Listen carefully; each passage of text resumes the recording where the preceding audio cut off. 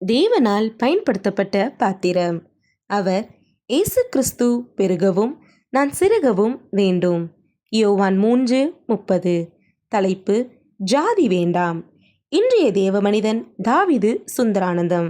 மண்ணில் பிறந்தது கிபி 1772 ஆண்டு. விண்ணில் சென்றது கிபி 1806 ஆண்டு. ஊர் விஜயராமபுரம். நாடு இந்தியா. தரிசன பூமி இந்தியா.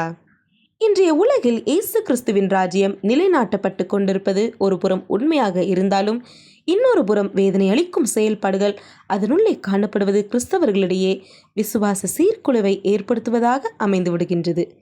இன பிரச்சனைகள், சாதி பிரச்சனைகள் இவையெல்லாம் ஒளிந்தால்தான் கிறிஸ்தவம் தழைக்கவும் செழிக்கவும் முடியும்.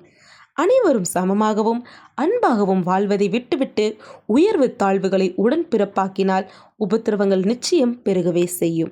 ஜாதி பிரச்சனைகள் ஊழியர்களிடமும் காணப்படுவது மிகவும் வேதனையையும் வருத்தத்தையும் அளிக்கக்கூடியது.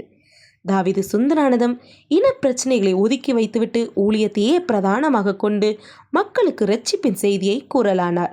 இன பிரச்சனையால் சுவிசேஷத்தை விசுவாசியாமல் இருந்த மக்களை இவர் கிறிஸ்துவுக்குள் வழிநடத்தினார். முதலூர் என்ற முதல் கிறிஸ்தவ கிராமத்தை உருவாக்கினார். தென் திருநெல்வேலியில் திருச்சபைகள் உருவாக தேவனால் பயன்படுத்தப்பட்டார். இவரால் கிறிஸ்தவர்களான 5372 பேரை சத்தியநாதன் ஐயர் 1802, 1803 ஆண்டுகளில் திருமுழுக்கு கொடுத்தார். புற மதத்தவரின் கொடுமைகள், உபத்திரவங்கள், வேதனைகள் மத்தியிலும் ஆயிரம் பேர் கிறிஸ்தவர்களானார்கள். முதலூர் ஆலயம் பிற மதத்தவரால் தாக்கப்பட்டது. ஆயினும் இவரால் மக்கள் தங்கள் விசுவாசத்தில் உறுதியானார்கள். பெத்லகேம் என்னும் ஊரில் அவர் சென்றபோது சிலரால் விஷம் கொடுத்து கொல்லப்பட்டார் என்ற செய்தி திகைப்பை ஏற்படுத்துகின்றது. 34 வயதில் திருநெல்வேலியின் இரத்த சாட்சியாக மரித்த தாவீதின் ஊழியம் மிக மிக சிறந்ததே. அன்பரே, ஜாதி பிரச்சனைகளை உங்களை விட்டு அகற்றிவிட்டீர்களா? வாழ்விலிருந்து வாழ்வுக்கு.